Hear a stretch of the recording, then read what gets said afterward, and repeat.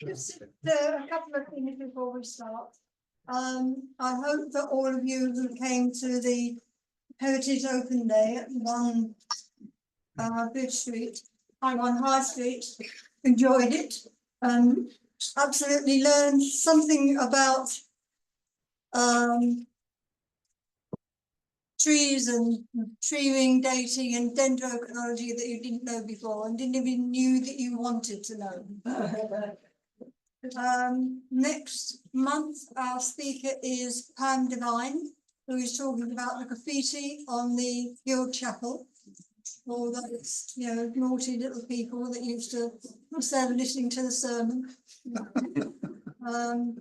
And then of course we've got our November speaker, and then we've got the Christmas quiz. So there's still lots to do before the end of the year. And then we've got loads of lovely speakers booked up for next year as well. So Paul Edmondson is a stalwart of Stratford upon Avon. I'm sure you all know Paul, that's why you're here. And I'm not even going to begin to talk about all the things that Paul has been involved in, because quite honestly I want to sit down. So Shakespeare's neighbourhood. Who he knew, who he didn't know, what it was like living here, who his friends were, who his enemies were, who didn't know him, they knew him. If they knew him as a poet rather than a playwright, because he only became a playwright later. And once Jonathan's turned his chair around, I shall introduce our speaker for tonight. Please welcome Paul Edmondson.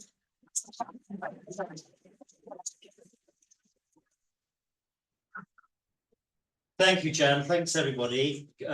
Thanks for inviting me to speak to the Stratford Society. If at any point you can't hear me, I'd much rather you tell me than say at the end I couldn't hear a word. You know, really. So if you can't hear, do let me know and either move closer to the front or I'll try and speak even louder than I am at the moment. What? Shakespeare's neighbourhood. Stratford upon Avon shaped Shakespeare's identity, and he related to the town in different ways. Consider for a moment the important part Stratford upon Avon played in his immediate legacy and posthumous reputation. Of the 23 people named or alluded to in Shakespeare's will of the 25th of March, 1616, 19 of them were connected to the town. The other 4 were connected to his working life in the theatres of London.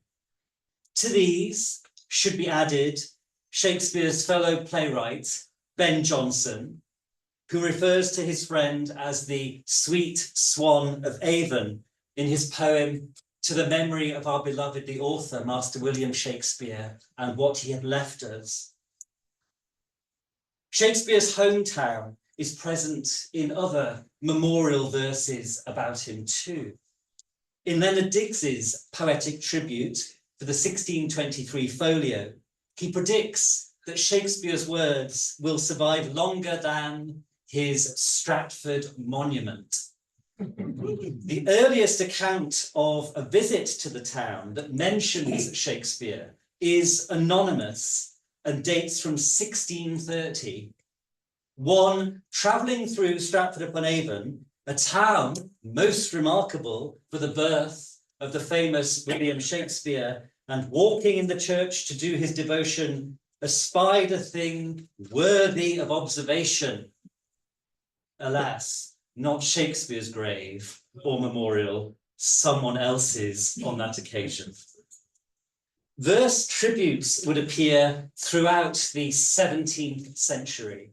For example, William Bass's popular elegy, written by 1623 and first printed in 1633.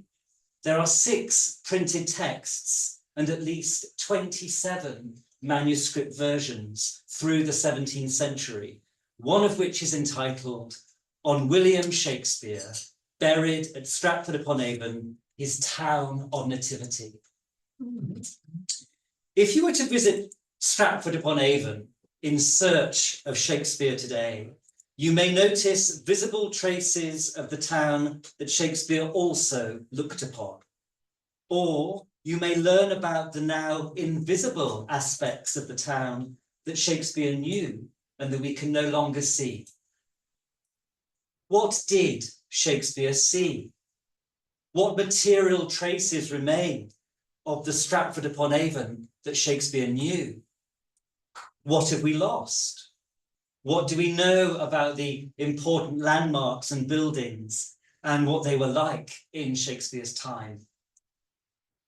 In trying to imagine Shakespeare's neighbourhood, it's often not possible to know how long people lived in one place. The Shakespeare Centre Library and Archive has several boxes of index cards arranged by street, recording the history of occupation for many of the town's buildings from the 15th until into the 19th century. These records were made by volunteers and students under the supervision of Robert Bierman, and the information is based on the register and account rolls of the Guild of the Holy Cross, 1403 to 1535, and on the minutes and accounts of the Stratford Corporation from 1553. They do not claim to be entirely accurate.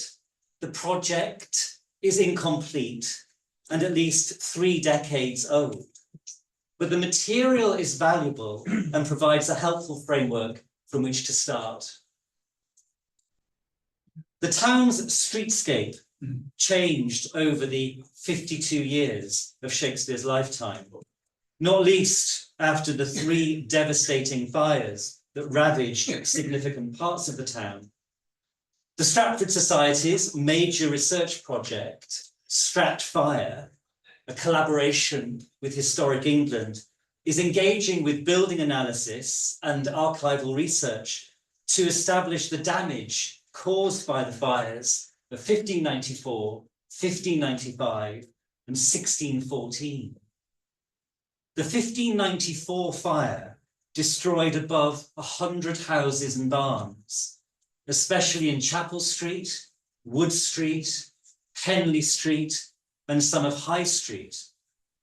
The centre of the town, Bridge Street, High Street, and Sheep Street, suffered more damage in the 1595 blaze. Bierman notes that it's estimated that in the fires of 1594 and 1595, 200 homes were lost overall, and 12,000 pounds worth of damage incurred. In the 1614 blaze, 54 houses were lost on Sheep Street in less than 2 hours. The fires, compounded by the bad harvests of the mid-1590s, meant that Stratford-upon-Avon experienced increased homelessness, starvation, and in 1597, a mortality rate that was more than double the usual. By 1598, 400 people out of a population of about 2,000 were on poor relief, and an estimated 700 people by 1601. In spite of these devastations, the surviving records do permit snapshots of many of the individuals and their households and their inhabitants, Shakespeare's neighbours.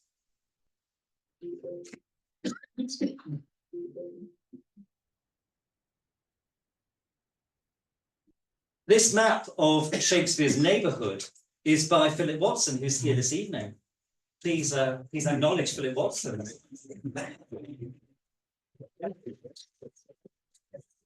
My colleague at the Birthplace Trust. It's based on some earlier research of mine, and it's in the process of being updated, but it does give you a sense of Stratford-upon-Avon not to scale, and identifies the streets by names on the whole, the names used for them during Shakespeare's time. It identifies places and landmarks, some of which still survive, for example, King Edward VI School and the Guildhall, as well as some which no longer do, For example, the Crown Inn on Bridge Street, Middle Row, down the middle of Bridge Street. And by the mid-1560s, the 5 communal muck heaps, which were cleared only twice a year, at Whitsun and Michaelmas. So in a population of about 2,000 people, you also have to imagine almost as many, probably more, trees. In 1582, the corporation carried out a tree survey specifically to identify elm trees, which were planted to signify the boundaries of properties. 1,000 were counted, not including 200 or 300 that were surveyed a few years later within freehold boundaries and which were taxable. That's why they were doing the survey. There were many more trees of other kinds as well. Stratford's trees were clearly a defining characteristic of the town's identity and atmosphere. This burgeoning market town on the crossroads of trade between England and Wales felt connected to rural life with a sense of the country running all the way through it. The town's trees provided plenty of shade in the summer months, a palette of autumn colours, and an abundance of nesting places for birds and other wildlife. Bird song was emphatically prevalent, and for Shakespeare, one of the most striking and defining differences between his hometown and his lodgings in London. So this talk presents an imaginary walk through the neighbourhood Shakespeare knew, and it begins here at the White Swan, with an opportunity to look again at the wall painting that Shakespeare saw just next door. Have you all seen this? Yeah. Some of you haven't. Anyway, this evening, go and have a look. You'll see more of it than's on here. This is just a detail. This hostelry in Shakespeare's time was known as the King House or Hall. And this wall painting was uncovered in 1927 during renovations to the front of the building. It depicts the Book of Tobit, in the Apocrypha of the Bible. I was reaching for a better word than that. Apocrypha does it, but I'd rather say Hebrew texts only available in the Greek. It's the story of Tobias and the angel, the archangel Raphael. And in this detail, the recently blinded Tobit and his wife Anna on the left say goodbye to their son Tobias on the right, who sets off to redeem a loan to help his struggling family. He will eventually return with money, a wife, and a miraculous cure for his father's eyes. The painting dates from the mid-16th century and portrays the characters with a social status far above those in the original story. Tobit and his family were among the Jewish exiles in Nineveh. For the patrons of the King House, the images of wealthy attire combined social aspiration with holiness. The neatly trimmed facial hair, ruffs, high collars, gloves, and Anna's coif all signify well-to-do citizenship.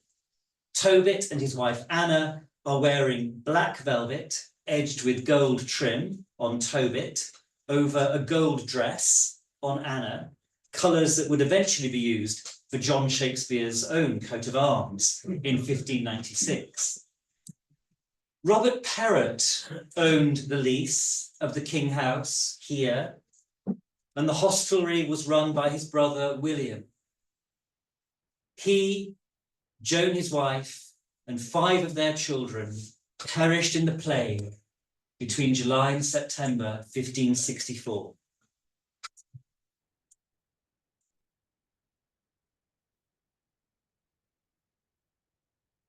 So imagine leaving the White Swan, turn right towards Greenhill Street, the western edge of town. By 1556, John Shakespeare owned the house in Henley Street and had bought one on Greenhill Street with a garden and arable land, and no one knows its precise location. The feeling of being rural on this edge of the town continued down Henley or Hell Lane, now Windsor Street. There was pasture and meadowland around it, a natural and nearby playground for the boy Shakespeare and his friends. The lane formed one side of a triangle around the gardens of Mere Pool Lane and Henley Street. That's where the car park is, here at the back of the White Swan. 2 corporation properties on Henley Lane were included in this 1582 tree survey. One was John Gibbs's orchard, which contained 26 elms, taxed at 40 shillings, and 12 ash trees. Gibbs was 4 times bailiff and lived in nearby Mason's Court. The other property mentioned was John Wheeler's orchard, with a barn in backside ruinous and ready to fall. The street's modern name, Windsor Street, meaning pasture or meadow on the edge, dates from the 18th century and recalls those lost green spaces. Henley Street, the name first recorded in 1270, was a cobbled road in Shakespeare's time. The aforementioned John Wheeler occupied properties towards the Henley Lane end, not far from his orchard. Across the road and a little lower down was an inn, 21 to 23 Henley Street, run by John Eachover until 1591. By 1612, it had become known as the White Lion, one of the town's 6 authorised inns and the first stop-off for visitors entering the town from the north. Next door to it, and just to the west of Shakespeare's birthplace, that is, to the left as you face it, was George Badger's home, the Shakespeare family's next-door neighbour. Badger was himself a draper. His house had a frontage of 50 feet, and in 1597, he bought a strip of land from John Shakespeare for 50 shillings. It was about 47 yards long and less than a yard wide, and it ran from the side of the Shakespeare's house all the way down to the Guild Pits, Guild Street. Badger was known as an obstinate Catholic, though not formally a recusant. Just after the Gunpowder Plot, it was discovered that Badger had Roman Catholic items in his possession: copes, vestments, crucifixes, chalices, and other missing relics. These were from nearby Clopton House, the lease of which was owned by Ambrose Rockwood, one of the notorious Gunpowder plotters. George Badger and his wife had 16 children, 15 of whom survived into adulthood, which, as Stratford-upon-Avon historian Jean Jones notes, was quite a record. On the 2nd of October, 1613, Badger wrote to Thomas Green, the town clerk, for help, for assistance, saying, "Although I am not of the place," meaning Stratford-upon-Avon, Badger was from nearby Bidford-on-Avon, "yet," he writes, "I love the place." One of the Badger's sons, Richard, became a stationer in London. The historian Mark Eccles notices that Henley Street was full of children. John Ainge, baker, had 7 children, including 2 sets of twins, and George Ainge, mercer, had 14 children, including 2 sets of twins at 7 Henley Street. George Ainge the younger, born in 1569, 5 years younger than William Shakespeare, became a citizen and skinner in London. Next door but one to the Badgers and 3 doors away from the Shakespeares lived the miller Roger Green and his family. Their son, Robertus, was born the month before Shakespeare and, like Shakespeare, was lucky to survive the plague that hit the town later that year in July. The parish register of 1564 records 254 burials, an increase of at least 600% on the average number, which was 38 burials a year. And that's just from the July. The Greens lost 6 of their family between that August and October. And John Wheeler, aforementioned orchard on Henley Lane and buildings at the other end of Henley Street, he was going to become bailiff that year, but declined and escaped Shottery for safety instead. And he became bailiff the following year, and his daughter Joanna was the same age as Shakespeare. Now, the Shakespeare's neighbours on the right-hand side, as you face the birthplace, he was a tailor, William Wedgwood, and the land had belonged to him since 1573. He was accused of bigamy and expelled from the town for busying himself with naughty matters and quarrelling with his neighbours. 15 to 16 Henley Street is Hornby Cottage, the Birthplace Trust shop and meeting rooms upstairs. And from 1573 to 1606, it was the home of Richard Hornby, blacksmith, and his wife Agnes. In 1590, Hornby was tasked, along with his other churchwardens, to walk through the town during the divine service on a Sunday or festival day and to see what manner of persons are in any alehouses or inns or suspected places of gaming or tippling and to report on them.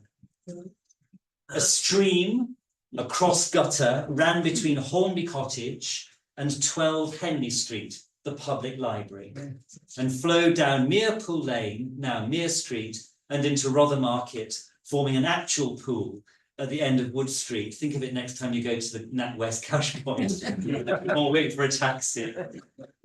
What's now the public library was once the home of Gilbert Bradley, another Glover, who, like John Shakespeare, held public office. Bradley was sworn in as a burgess in 1565 and was probably the godfather to Shakespeare's younger brother, also called Gilbert. William Wilson lived there from the late 1570s. He himself was an alderman from 1581, bailiff during the Spanish Armada year, and a poor law overseer in 1600. Like John Shakespeare, William Wilson was a widower, a maker of white leather. Like William Shakespeare, he also married an Anne Hathaway of Shottery in 1579, who seems to be the second cousin of the more famous Anne, or Agnes Hathaway. Wilson's house was severely damaged by the fire of 1594 and rebuilt. And in 1901, what remained of the replacement building was saved from demolition by the efforts of Marie Curie. A little further on the opposite side, 46 to 49 Henley Street, that's on the first corner of what is now Cook's Alley. I think that makes it Pret-a-Manger. There were, from 1580, William Greenway's barn and tenement with 4 elm trees. He was a draper on Middle Road, where he resided in his own freehold. Importantly, he was also the pack horse and wagon carrier who regularly transported goods and communications between Stratford-upon-Avon and London. Greenway's practice of carrying and his commuting to and from London once or twice a month provides some evidence of how the capital was regarded by the townspeople and how they related to it. While Stratford-upon-Avon was an important crossroads from Wales, the north, and the east of England, it was connected to the tastes, fashions, and news that permeated London from overseas. If the Carrier Greenway travelled between 30 and 40 miles a day, the journey to London would take him about 3 days. His routes would be via Banbury or Chipping Norton, and both routes gave him the option to pass through and perhaps stay in Oxford. Fellow travellers and commuters would travel with him for safety. John Shakespeare and his friend and neighbour, Adrian Quiney, who lived on the south side of Henry Street, almost opposite the birthplace, used to travel to London, for example, in 1572. Quiney himself was 3 times bailiff in 1559, 1571, and 1582. When the Carrier Greenway died in 1601, the inventory records a variety of goods in the shop, either waiting to be or having been transported, including soap, varnish, that's a superior type of tobacco, books to sale, and old armour, along with 3 horses with their pack furniture. Perhaps the old armour was on its way to one of the London theatres as an item of theatrical costume. When you turned right from the top of Henry Street in Shakespeare's time, you'd be walking towards High Cross at the top of High Street.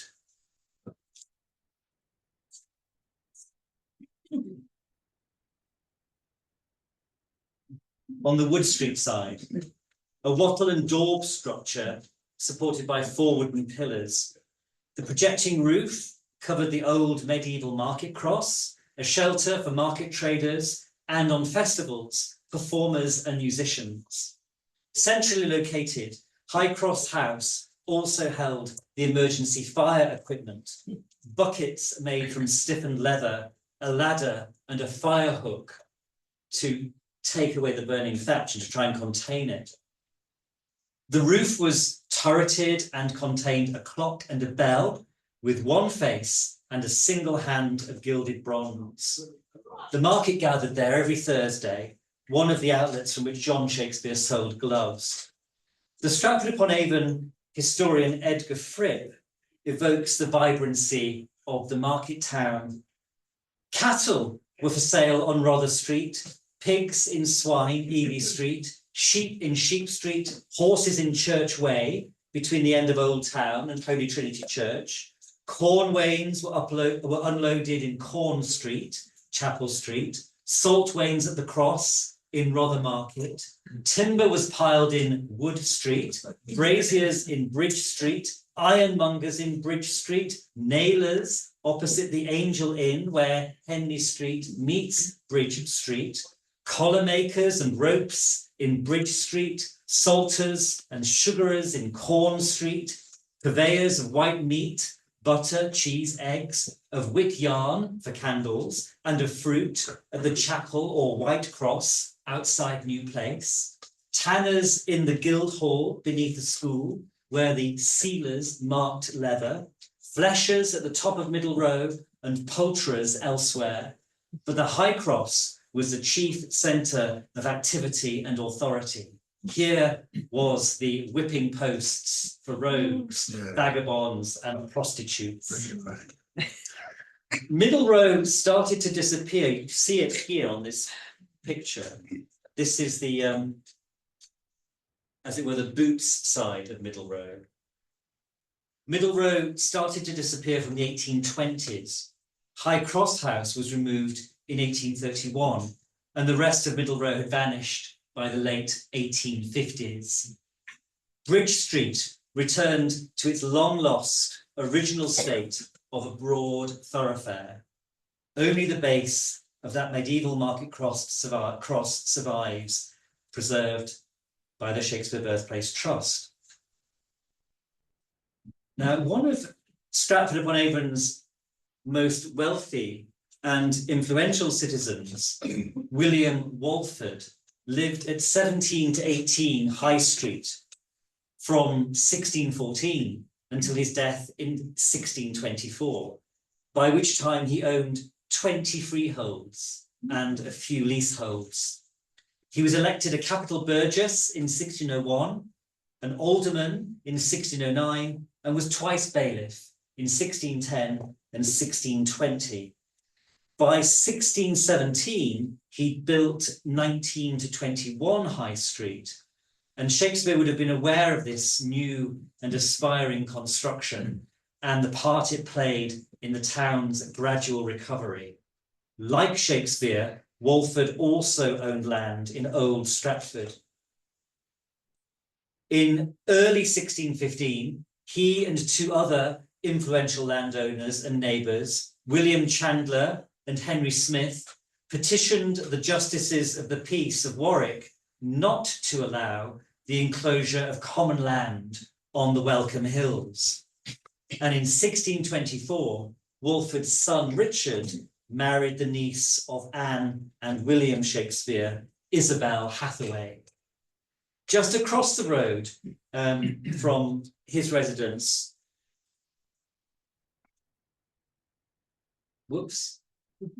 is Harvard House, the Garrick Inn, and on the corner, what used to be known as the Tudor House. These were all constructed soon after the 1595 fire.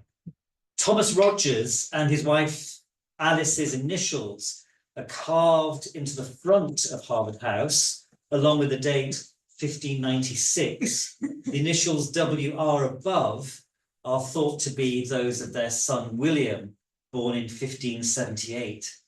Thomas Rogers was an alderman for 20 years and the bailiff in 1589 and 1595, the year he was also caught for hoarding grain during a time of poor harvest.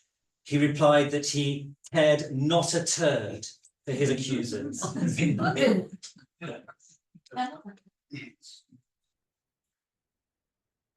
32 High Street was the home of the influential Puritan and woolen draper Daniel Baker.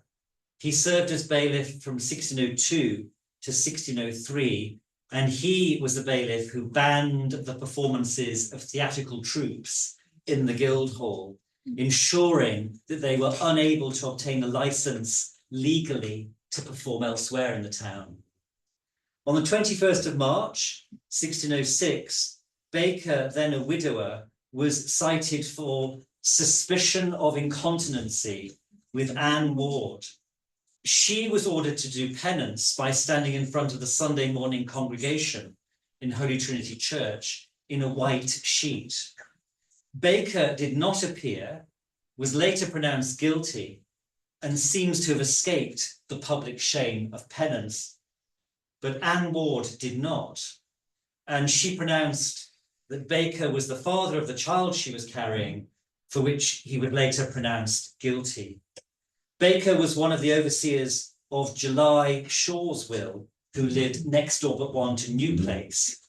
And Baker's own will is one of the longest in the town's history, from 1348 to 1701.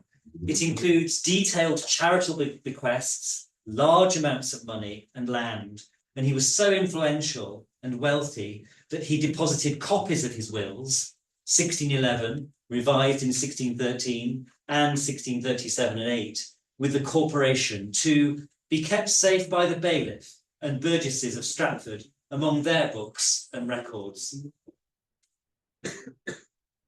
From 1620, 31 High Street was inhabited by William Chandler. Now, he thought very differently to Baker about plays and players. When Baker had been bailiff, a fine of 10 shillings was introduced to prevent acting companies from performing. In 1612, a fine of £10 was imposed on any bailiff, alderman, or burgess who allowed players to perform in out-of-bounds areas. The increasingly Puritan-motivated corporation clearly did not want actors in Stratford-upon-Avon. But when Chandler was bailiff, from 1617 to 18, he broke the orders of 1602 and 1612. He authorised the Chamberlain, Richard Hathaway, Shakespeare's nephew, to pay 5 shillings to a visiting company and 3 shillings 4pence to other players. Theatre historian G.E. Bentley plausibly suggests that the first of these payments might well have been to the King's Men, because it's the year after Shakespeare died. If so, then it might have been one of the last occasions when Shakespeare's old friend and leading actor Richard Burbage performed. Burbage died in 1619. Interesting to imagine them performing in Stratford-upon-Avon the year after Shakespeare's death. Perfectly plausible. From 1597 to 1614, High Street and Sheep Street, at the corner of High Street and Sheep Street, was the home of Hamnet Sadler, a baker, and his wife Judith, good friends of the Shakespeares and likely godparents to their twins, Hamnet and Judith. Between 1580 and 1599, the Sadlers themselves had 14 children, one of whom was named William, suggesting a reciprocal godparenting from Shakespeare. 6 of the Sadlers' children died in infancy. Hamnet Sadler lost his father's bakery in the fire of 1595 and struggled thereafter. He was often sued for debt. Along with Susanna Hall, the Sadlers were among the 22 people cited for not having received Holy Communion on Easter Day 1606. Unlike Susanna, the Sadlers' names reoccur. They were cited again for the same offence on the 2nd of December. For a while, they also ran one of the town's best-known taverns, the Bear. And this is where the Encore currently is, at the top of Bridge Street and Waterside. There were 30 alehouses in town, but the Bear was especially well located on the left-hand corner of Bridge Street, the first pub to greet Shakespeare when he returned home from London and crossed the Avon. It was probably one of his regular haunts and was also a venue for dramatic performance. The Bear came into ownership of Shakespeare's friend and business ally, Anthony Nash, and was run for a while by Anthony's brother John and his second wife Dorothy. Shakespeare bequeathed the brothers Anthony and John Nash 26 shillings and 8pence to buy mourning rings. He made the same bequest to Hamnet Sadler, also a witness to Shakespeare's will, but as a replacement for Richard Tyler, whose name is crossed out and who lived just down the road at 26 Sheep Street. Tyler was 2.5 years Shakespeare's junior, the same age as Shakespeare's brother Gilbert. Tyler, the son of a butcher, along with Hamnet Sadler, the son of a baker, who was 2 years older than Shakespeare, the son of a glover, grew up together. Richard Field, from Bridge Street, who became a publisher in London and who printed Shakespeare's 2 long poems, Venus and Adonis, in 1593 and The Rape of Lucrece in 1594, was 2.5 years older than Shakespeare. Richard Tyler, Hamnet Sadler, Richard Field, and William Shakespeare were probably all classmates at King Edward VI School. Tyler was recruited to fight in the Spanish Armada in 1588. Sorry, fight the Spanish Armada in 1588. And why was his name struck out of Shakespeare's will? Susan Brock suggests that Shakespeare had become aware of Tyler being suspected of being unreasonably slack in collecting funds for the corporation's relief of the town's fire victims. Or perhaps more likely, Shakespeare decided he knew and liked Hamnet Sadler even more. Julius Shaw lived at 21 Chapel Street, the Chaucerhead bookshop, next door but one to New Place. He was a maltster and a wool dealer and churchwarden in 1602 and twice bailiff. His first term was in 1615, the year before Shakespeare died, and his second in 1627. Susan Brock notices that when Shaw's father, Ralph, also a wool dealer, died in 1592, Shakespeare's father had appraised the goods in his house in Henley Street. Along with Shakespeare's lawyer, Francis Collins, Shaw was a witness to Shakespeare's will.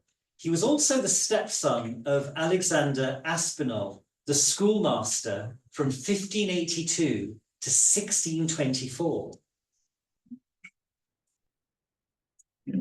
Alexander Aspinall was a schoolmaster for 42 years, and a light occasional verse, which was attributed to Shakespeare, is for Aspinall in a commonplace book of Sir Francis Fane, and it reads: "The gift is small, the will is all. Alexander Ashy under Absinal. Shakespeare upon a pair of gloves that master sent to his mistress." It's in the Oxford Complete Works. The verse could illustrate a neighbourly friendship.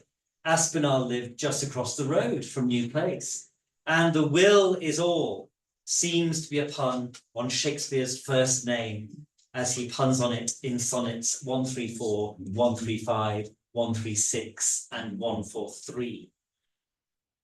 Shakespeare also left money to buy mourning rings to William Reynolds, 1575 to 1633, who lived in what is now the Dower House.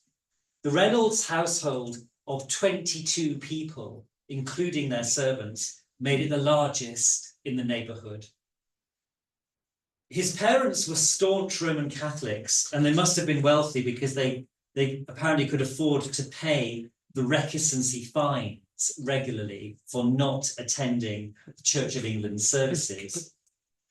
In 1604, the family gave refuge to a seminary priest. This was a dangerous thing to be doing. And in 1619, William Reynolds helped to lead the local riots against the installation of the new Puritan-styled vicar, Thomas Rogers. The staircase from New Place is thought to have been installed in the Dower House when the Cloptons were demolishing and remodelling Shakespeare's former home around 1702. Across Southern Lane, on the left, stood the great house St Mary's. We're now in the RSC Gardens, where they abut the Holy Trinity Church wall. And that area was occupied by a great house called St Mary's, which belonged to the college. And from 1609 to 1617, it was owned by Shakespeare's cousin, Thomas Green, the town clerk. He bought St Mary's in 1611 for £400. And he was a lawyer, first at Staple Inn and then at Middle Temple. And he acted on behalf of the corporation as its solicitor in London in 1601 and 1602, and then moved to Stratford to become the steward to the corporation, effectively town clerk, because it was renamed in 1610. For 8 years, he lodged at New Place, first with his wife Lettice, and then with their 2 children, whom they named after the Shakespeares, presumably the children's godparents, Anne Green, born in 1604, and William Green, born in 1608. And so Green minuted the corporation's meetings next door but one to New Place in the Guildhall. Living at St Mary's meant a slightly longer commute to work. He wrote poetry in Latin, and a sonnet of his is dedicated to his friend, the poet Michael Drayton, who had close ties with Sir Henry Rainsford's family in the village of Clifford Chambers, about a mile from Stratford-upon-Avon. Green knew the Rainsford family and is listed as Sir Henry's steward in 1604. Green's sonnet in the archives of the Shakespeare Birthplace Trust was published in Drayton's poetry collection of 1605. Although Green did not bear a gentleman's coat of arms, he was entitled to call himself a squire, placing him in the social rank above Shakespeare. His brother John was working as a solicitor for the corporation by 1612 and was appointed to deputy town clerk on the 23rd of April, 1613.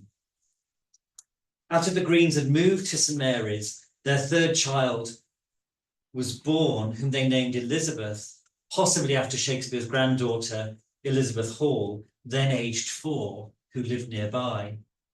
There was a 297-foot wall between St Mary's and the churchyard, which the town council ordered Green to repair in June 1611. Green himself referred to the house as a pretty, neat gentleman house with a pretty garden and a little young orchard, standing very sweet and quiet. He announced his decision to sell St Mary's and his other local investments almost immediately Shakespeare died. The Greens left Stratford-upon-Avon just over a year later and eventually moved to Bristol. The great house of St Mary's was remodelled in the 18th century and renamed Avonbank, and it was demolished in 1866. And across the road from St Mary's was the college. Its land and freehold ownership were far more extensive than any other estate or residential dwelling in the town. On nearby Trinity Street, there's a surviving medieval building, now a house, built from blue lias limestone, and it's likely to have been a barn or a stable belonging to the college. Shakespeare's friend John Combe lived here from 1575 until his death in 1614, and his brother Thomas bought the college in 1596. In 1605, he and Shakespeare invested in 1/2 share of the tithes for £440 each. And on Thomas's death in 1609, his son William inherited the estate.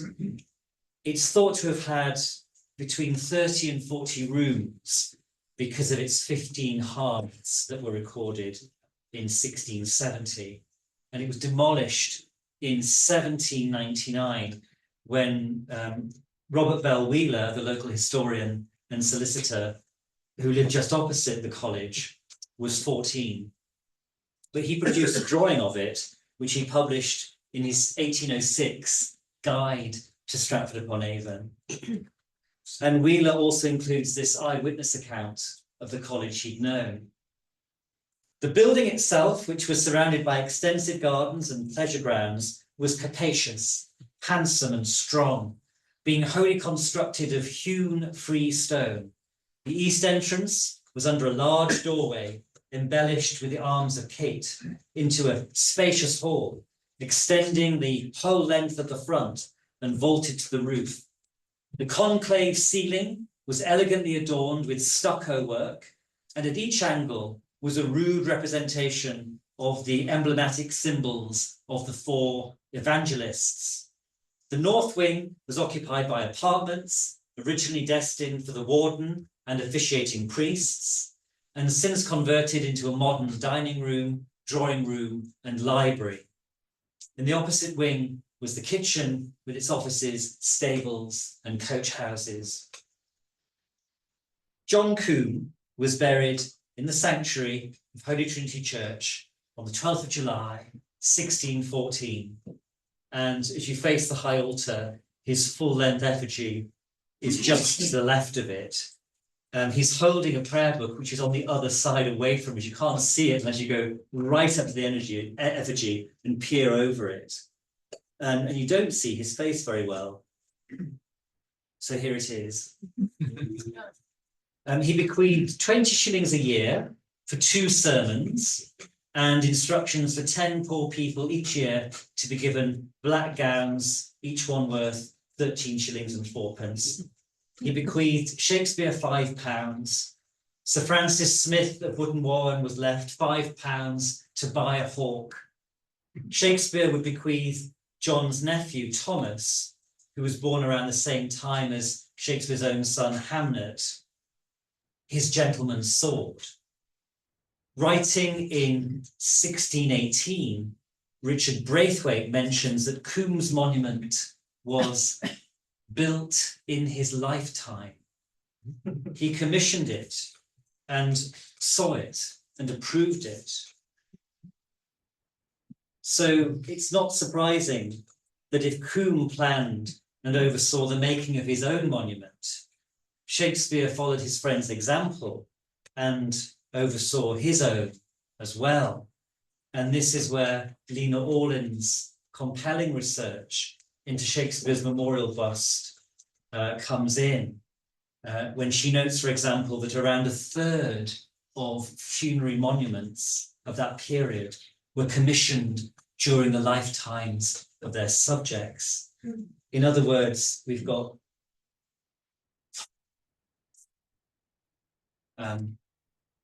two life portraits on our hands.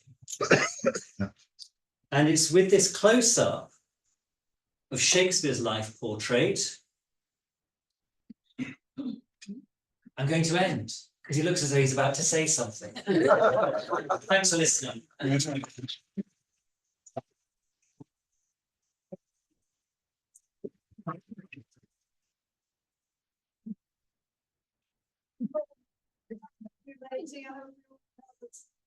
If we walk down now, we'd recognise them and be able to say, oh, how are you? Or if you've got any questions, now's the time to ask them. And Paul, you will. Yes, please. Thank you, Jan. A question in the back. Could you tell us a bit more about the college? Why was it built? What was its relationship with Holy Trinity? So it dates back to 1395, and it was built specifically for priests to live in, who were basically employed by the bequest, the endowment of Ralph de Stratford to say masses for his soul in Holy Trinity Church. So it was a community, it was a holy community, and that's why the church is entitled the Collegiate Church of the Undivided Holy Trinity, because the college was just alongside it, and of course that all stopped. That was prevented at the Reformation. So it's very complicated what then happens to the college, but it eventually becomes a private freehold and is sold off. And that's when the Combe family step in and take it. Thank you. Thank you. Yes, please. Well, you mentioned the market cross we still have. The clock's long since been here. Yeah. What date would be that clock? And so the main question is, the bell above, is that the bell that's in the entrance to Bell Court? And how old is that? Goodness. I don't know. I don't know what happened to the bell above the clock. How do we know its connection to Bell Court? I'm sure I read online somewhere, and it was something to do with whoever it's Bell Court, that they rated it to the early 1300s. And The bell? Description. Yeah. So it's. I corroborate that. Would you? Yeah. I researched that, and the guy to ask is Richard Thomas. Richard Thomas. Because he looked after Stratford's clocks, particularly the one in Gilchapel. Yeah, thank you. All I know about them is that they were contemporaneous with Shakespeare. I don't know what happened to them since. Yeah. Thank you, Alan. One family, oh, by the way, thank you, by the way, that was wonderful. But one family you haven't mentioned is the Cloptons. And they seem to own most of the town. I think the new place was bought from the Cloptons and then they took it back again and blah, blah, blah. I mean, is there any evidence that Shakespeare had much relationship with them? I don't think there is any evidence he had much relationship with them. It's the same family that built New Place that buys it back, the descendants of Hugh Clopton, who originally built it. So that's where they enter the Shakespeare story again at the end, when New Place comes back into their ownership. But I don't think of it, I haven't come across any direct connection with the family during Shakespeare's lifetime. I could also put a bit of flesh on the bones there as well. My understanding is that the Cloptons at their height were 300 years before Shakespeare's time.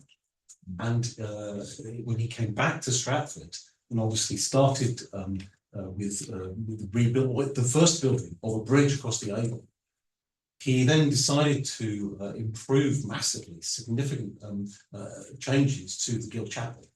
But he died before that Guild Chapel was finished. And of course, he never had any offspring. So the offspring that are related, and Hugh Hopton, because I don't think he was a Sir. There's debate over whether he actually was. He wasn't, and I didn't call him such. Yeah, exactly. But some people do call him Sir Hugh, and he wasn't. But he had a cousin whom Hopton house passed to, and their descendants didn't necessarily hang around. In fact, the majority of the Clopton family have gone to America, and there's a superb website giving, there's probably 50 or 60 detailed pages in small print of the whole history of the Clopton family. So a really, really good one. Of course, I would allude to it being a link to it from my website, but that's not the point. The point is that the Cloptons Hugh did a huge amount of good things. He improved massively the Holy Trinity Church. He put a lot of extra in there. I can't remember whether it was him that put the aisles in. Certainly massively improved the aisles on the left and right, and hence he's got his mausoleum on the left hand side. Certainly, he renovated and put the wall paintings into the Guild Chapel. Yes, he did, but he never saw them finished. No, sadly. Yeah. If I might, I've got one little question. Yes, do. Yes, thank you. I've been trying to research the stream, or the little brook from the spring by the library between that and the Hornby's house, which did flow down. Now, it wasn't near street, was it? You gave the correct near Pool Lane. Near Pool Lane. So it then turned left, and as you say, went in front of what eventually became a pub, and then more lately NatWest Bank.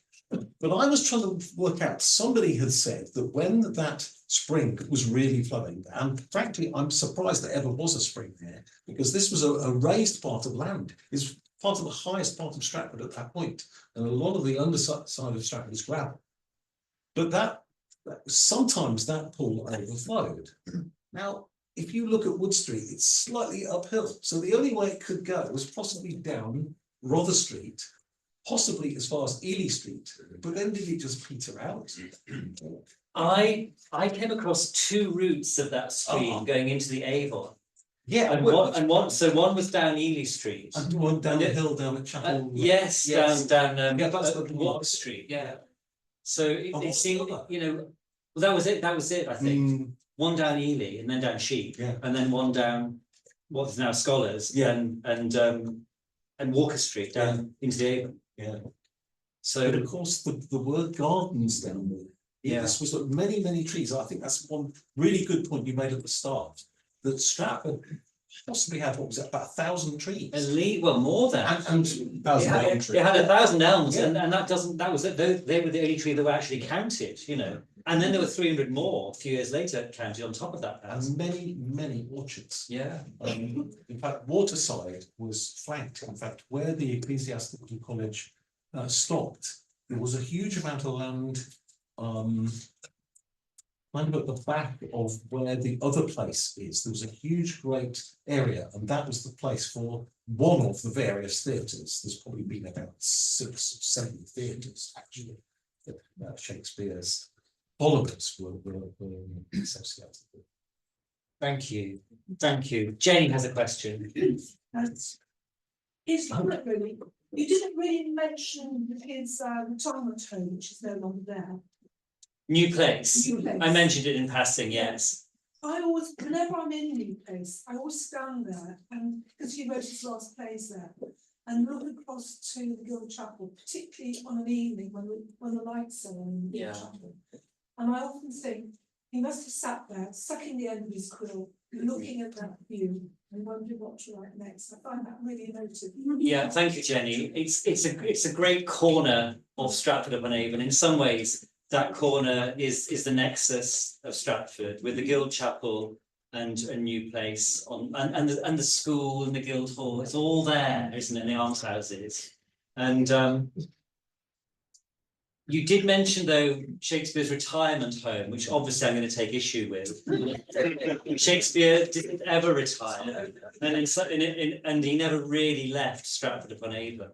So members of the Stratford Society, just try and take home this evening, not to say the phrase when he went back to Stratford or when he retired to Stratford. We must break this myth of Shakespeare's retirement, and certainly the myth that he was just in London for 20 years and hardly ever came back. It's simply not the case if you own a freehold with the responsibility of being the freeholder the size of New Place. So it's therefore not only the possibility that his late works, some of them were written at New Place, but that any of his works from 1597 could have been conceived, written, read about, thought about, worked out in New Place, especially during the protracted closures of the theatres in London and in times of plague, during times of plague, and when the rest of the company was on tour. He was too busy writing, too occupied with writing to go on tour, I suspect. Which is why I called him our first great literary. Sir Stanley Wells, Professor Sir Stanley Wells is the person who named Shakespeare our first great literary commuter, which is a great phrase and absolutely, you know, it really gets the ball rolling in terms of the image of a backwards and forth Shakespeare. He never owned a freehold in London. He was only ever an intermittent lodger there. Could I just add something about the Clopton House? When I was first in Stratford, it was occupied by one of Sir Thomas Beecham's widows, who was senile. I was told that she was a recluse. She played records of 1920s dance music on a gramophone all day long. And she had an idiot son, if I may use that phrase, who lolled around the town. It was embarrassing. It wouldn't be permitted nowadays. A large lad who got older, of course, the way one does. And it was always very sad to think of the Beechams in that way. I actually went to the house. Did you? With my father, Oh, yeah. and we met her. Really? It was just like going inside Yeah. what you would imagine Lady Havisham's house to be. Yeah, that's what I The table was set. What year did you go in? Well, I've tried Ish. to work that out because I would have been about 8 or 9 since the late 60s, maybe 1970.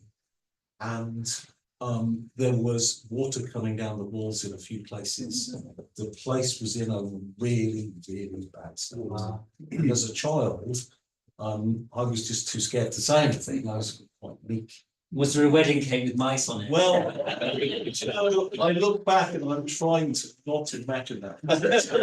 Scene at the beginning of Great Except that wasn't important. Cheers. Lindsay, yeah. Yes, that was really wonderful talk. Yeah. Thank you very much. Thank you, you're welcome. I seem to remember reading that Thomas Green, before he moved to St Mary's, actually lived at New Place.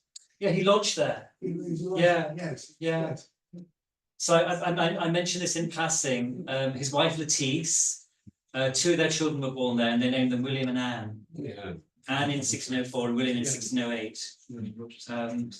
And it suggests that New Place was, as it were, dividable into like a set of rooms, probably, for the Green family.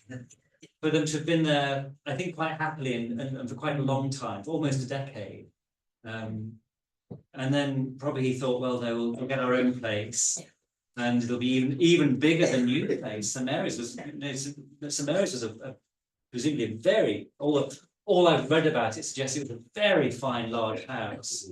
So Green was really going up in the world in that sense. And it's touching that he seems to wanted to leave Stratford almost immediately. Yes. Shakespeare died. I find that very touching. And he sold St Mary's for less than he paid for it as well. So I think it was a very difficult time for the Green family. Yeah. Yeah. Was there any particular significance in bequeathing someone a mourning ring? Well, I think it was a sign of close friendship and probably a tribute to that friendship. You know, a ring is a very intimate, personal item. So to be left money specifically to buy a ring was, you know, it's an absolute common, widespread cultural practice. And 26 shillings and 8 pence was clearly the going rate. And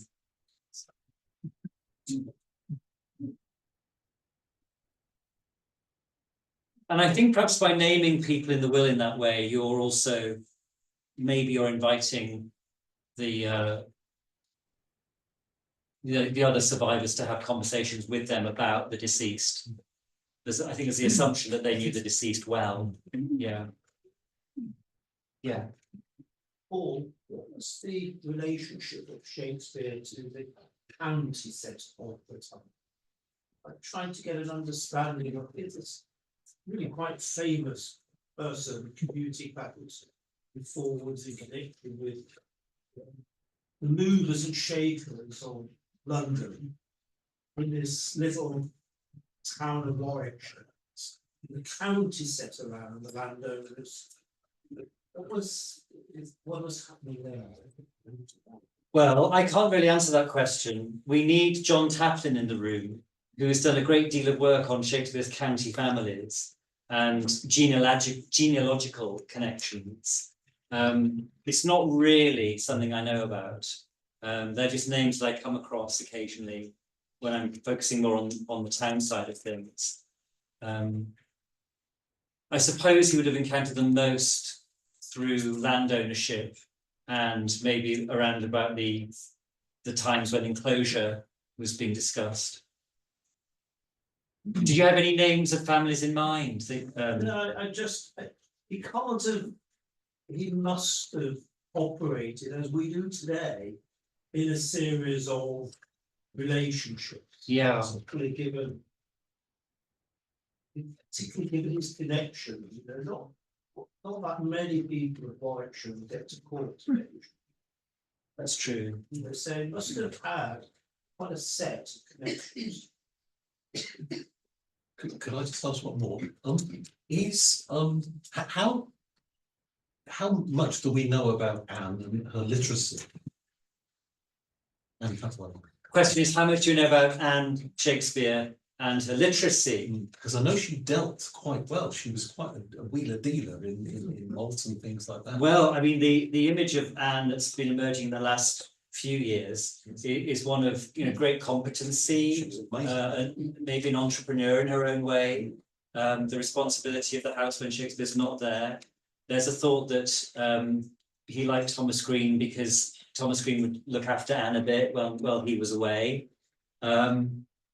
She was left responsibility in the will of Thomas Whittington, which absolutely makes clear that she was literate and numerate. So there are absolutely starting points with Anne in terms of, although there's very little. Can't find any evidence at all. Well, this will is one vital piece of evidence. And also there's the inscription on her grave, presumably by her surviving daughters. So they handle that in, is it All Is True with Judi Dench and McKellen, and they frame it as learning to be literate to read his works. And yes, that isn't Kenneth Branagh's film All Is True, and it's a very romanticized speculation, but it's beautifully portrayed in the film.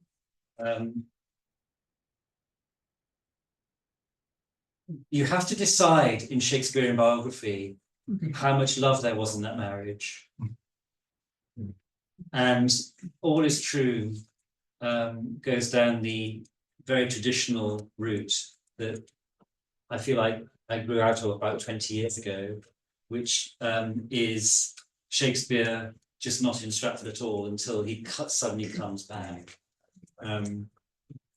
which is the myth that well, the Birthplace Trust has been trying to break for about 15 years or so.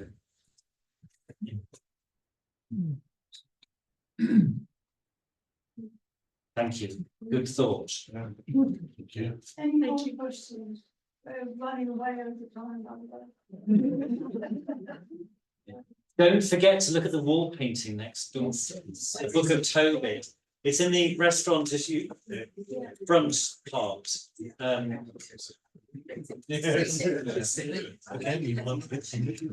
Thank you.